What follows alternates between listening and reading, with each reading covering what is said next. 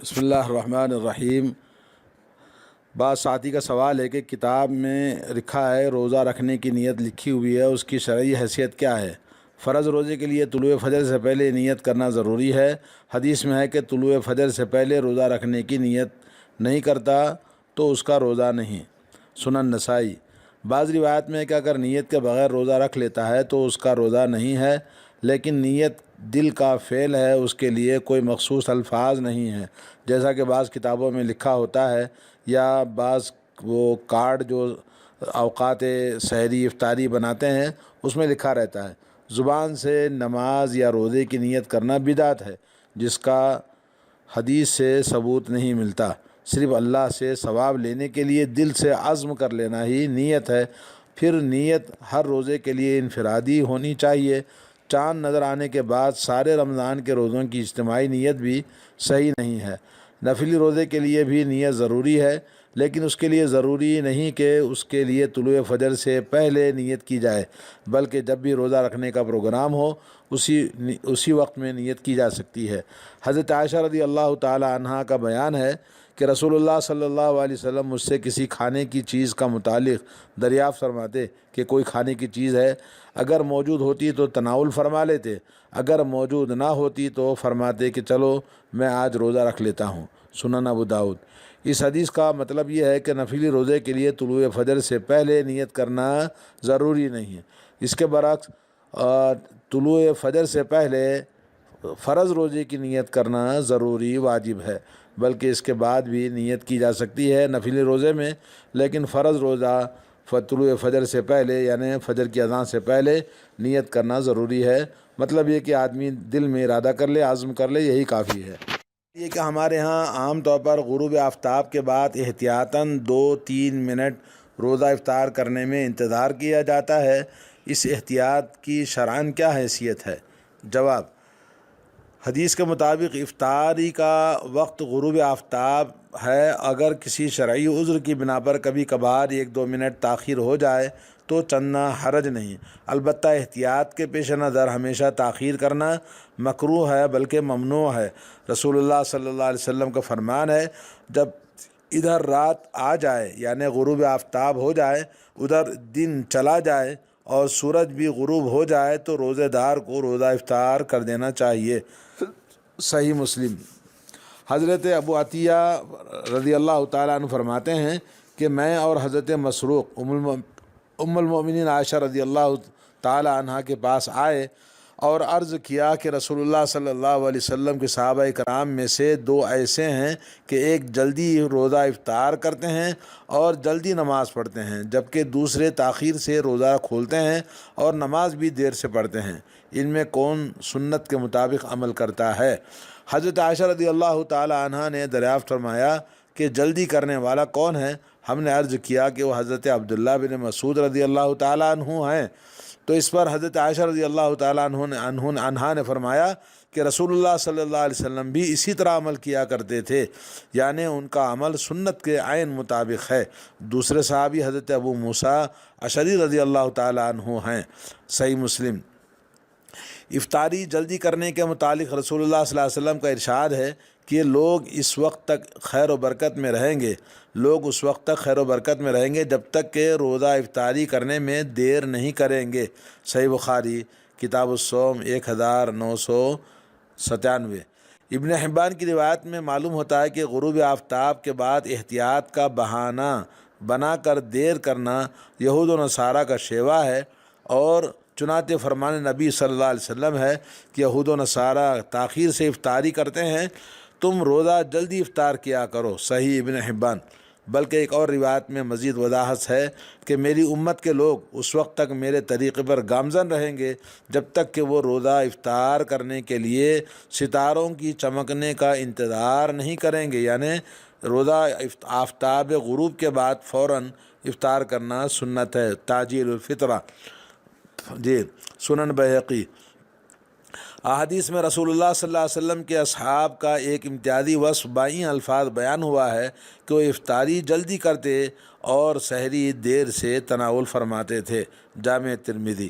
اور رسول اللہ صلی اللہ علیہ وسلم روزے کے متعلق افطار کا عمل اس قدر جلدی ہوتا کہ آپ دوسروں کے احتیاطی رویے کو مسترد فرما دیتے ہیں۔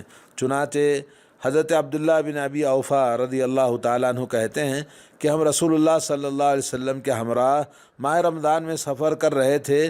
جب سورج غروب ہو گیا تو آپ صلی اللہ علیہ وسلم نے فرمایا کہ سواری سے اتر کر ستو تیار کرو۔ عرض کیا گیا کہ ابھی تو دن کی روشنی نظر آ رہی ہے، ذرا تاخیر کر لی جائے تو بہتر ہوگا۔ رسول اللہ صلی اللہ علیہ وسلم نے فرمایا کہ سواری سے اتر کر ستو تیار کرو۔ چنانچہ ستو تیار کیا گیا۔ آپ صلی اللہ علیہ وسلم انہیں نوش فرمایا۔ اس کے بعد وہی الفاظ استعمال کیے جو پہلے بیان ہو چکے ہیں۔ صحیح مسلم کتاب الصیام، حدیث نمبر ہے 1101۔ ان حدیث کے پیش نظر ہمیں چاہیے کہ ہم سورج کے غروب ہونے کا اطمینان ہو جائے تو روزہ افطار کر دینا چاہیے۔ احتیاط کے پیش نظر دیر کرنا غلط ہے، صحیح نہیں ہے، کیونکہ یہود و نصارہ کی علامت بتایا گیا ہے۔ واللہ اعلم۔ سوال یہ ہے کہ نبی کرم صلی اللہ علیہ وسلم حضرت جابر رضی اللہ تعالیٰ عنہ نے بادل کی وجہ سے غروب آفتاب سے پہلے ہی روزہ افطار کیا تھا، تو پھر آپ صلی اللہ علیہ وسلم نے فرمایا کہ ہم عید کے بعد اس روزے کی قضا کریں گے، تو اس حدیث کا حوالہ مطلوب ہے۔ اس کا جواب یہ ہے کہ الحمدللہ مطلع ابر آلود ہونے کی وجہ سے غروب آفتاب سے پہلے روزہ افطار کرنے کا ذکر مندرج ذیل حدیث میں ہے۔ حضرت اسماء بنت ابی بکر رضی اللہ تعالی عنہما سے روایت ہے کہ رسول اللہ صلی اللہ علیہ وسلم کے عہد مبارک میں ایک دن جبکہ بادل چھائے ہوئے تھے تو اس وقت میں ہم نے روزہ افطار کیا، پھر سورج نکل آیا۔ صحیح بخاری کتاب الصوم۔ حدیث کے الفاظ اسی قدر ہیں۔ اس میں حضرت جابر رضی اللہ تعالیٰ عنہ اور عید کے بعد قضا دینے کا ذکر خود ساختہ ہے۔ اس طرح روزے دار روزہ افطار کر لینے کے بعد اس کی قضا دینے کے متعلق علماء کا اختلاف ہے۔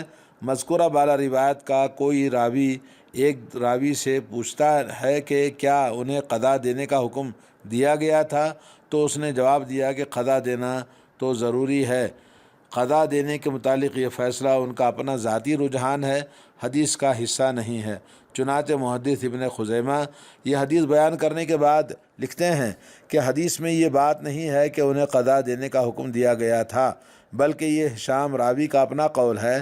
میرے نزدیک یہ ثابت نہیں ہے کہ ایسی صورتحال کے پیش نظر انہیں قضا دینے پڑے گی۔ جب انہوں نے افطار کیا تو ان کے یقین کے مطابق سورج غروب ہو چکا تھا۔ اگر انہیں بعد میں معلوم ہوا کہ سورج غروب نہیں ہوا تھا تو اس صورتحال کے متعلق ہمارے لیے حضرت عمر رضی اللہ تعالیٰ عنہ کا فرمان مشعل راہ ہے کہ ہم قضا نہیں دیں گے، اس میں ہمارا کیا قصور ہے۔ صحیح ابن خزیمہ۔ اگرچہ حضرت عمر رضی اللہ تعالیٰ عنہ سے اس کے برعکس روایات بھی ملتی ہیں، لیکن وہ پائے ثبوت کو نہیں پہنچتی۔ تاہم ہمارے نزدیک اس قسم کے روزے کی قضا ضروری نہیں۔ جب یقین ہو جائے کہ آفتاب ڈوب چکا ہے تو اس کے بعد افطاری کر لی اور پھر بعد میں پتہ چلا کہ ابھی یہ سورج باقی ہے تو اس میں قضا نہیں، کیونکہ اس میں انسان کی ارادہ اور اختیار کو دخل نہیں ہے۔ یعنی انسان نے جو احتیاط کرنی تھی اور روزہ افطار کرنے سے پہلے تاکید کرنا سورج کے غروب ہونے کا تو انہوں نے کر لیا تھا، تو انہیں یقین ہو گیا کہ سورج ڈوب چکا ہے اور افطاری کر لی، لیکن پھر بعد میں پتہ چلا کہ تھوڑا سا وقت باقی ہے تو اس وقت میں ان کا روزہ ہو گیا اور ان کو قضا کرنے کی ضرورت نہیں ہے۔ واللہ اعلم بالصواب۔ ایک ساتھی کا سوال ہے کہ میری بیٹی عورتوں کو نماز تراویح پڑھاتی ہے، کچھ لوگ کہتے ہیں کہ عورت کا جماعت کرانا صحیح نہیں ہے، اس کے متعلق ہماری رہنمائی فرمائیں۔ تو اس کا جواب شیخ نے یہ دیا کہ امت کے اکثر علماء سلف اس بات کے قائل ہیں کہ عورت کا جماعت کرانا صحیح ہے، اگرچہ کچھ حضرات نے اس موقف سے اختلاف کیا ہے، تاہم عورت کا جماعت کرانا عورتوں کے لیے احادیث سے ثابت ہے۔ محدثین اکرام نے اپنے کتب حدیث میں اس کے متعلق باقاعدہ عنوان بھی قائم کیا ہے۔ چنانچہ امام ابو داود نے ایک عنوان بائیں الفاظ قائم کیا ہے، باب الامامت النساء، عورتوں کی امامت کا بیان۔ پھر انہوں نے شہیدہ فی سبیل اللہ ام ورقہ بنت عبداللہ رضی اللہ تعالی عنہا کا واقعہ نقل کیا کہ رسول اللہ صلی اللہ علیہ وسلم نے انہیں حکم دیا تھا کہ وہ اپنے اہل خانہ کی نماز باجماعت کے لیے امامت کے فرائض انجام دیں۔ سنن ابو داؤد کتاب الصلاۃ۔ اس حدیث کی شرح کرتے ہوئے مولانا شمس الحق عظیم آبادی لکھتے ہیں کہ اس حدیث سے عورتوں کی امامت اور ان کی نماز باجماعت کے اہتمام کا جواز ثابت ہوتا ہے، عون المعبود کے اندر لکھا ہوا ہے۔ اور امام بہقی نے بھی ایک باب بائیں الفاظ قائم کیا ہے، باب اثبات امامت المرأہ، یعنی عورتوں کی امامت کا اس بات کا بیان۔ پھر انہوں نے صدیقہ کائنات حضرت عائشہ ام المؤمنین رضی اللہ تعالی عنہا کا واقعہ بیان کیا کہ انہوں نے ایک دفعہ فرض نماز کے لیے عورتوں کے درمیان کھڑی ہو کر ان کی امامت کرائی تھی، بیہقی کی روایت ہے۔ اور ام حسن کہتی ہیں کہ میں نے رسول اللہ صلی اللہ علیہ وسلم کی زوجہ محترمہ حضرت ام سلمہ رضی اللہ تعالی عنہا کو عورتوں کی امامت کراتے دیکھا ہے، آپ ان کے درمیان کھڑی ہوتی تھیں۔ مصنف ابن ابی شیبہ۔ حجیرہ نامی ایک عورت کا بیان ہے کہ ام سلمہ رضی اللہ تعالی عنہا ام المؤمنین نے نماز کے لیے ہماری امامت کرائی، وہ عورتوں کے درمیان کھڑی ہوئی تھیں۔ سنن الکبریٰ بیہقی۔ حضرت ابن عباس رضی اللہ تعالیٰ عنہ فرماتے ہیں کہ عورت دیگر عورتوں کی جماعت کرا سکتی ہے، لیکن وہ آگے کھڑے ہونے کے بجائے عورتوں کے درمیان کھڑی ہوگی۔ مصنف ابن ابی شیبہ۔ اور حضرت حمید بن عبد الرحمن اور امام شعبی کا بھی یہی فتویٰ ہے۔ مصنف ابن ابی شیبہ۔ ان احادیث و آثار کے پیش نظر عورتوں کی جماعت کرا سکتی ہے، لیکن جماعت کراتے وقت اسے عورتوں کے درمیان کھڑے ہونا چاہیے۔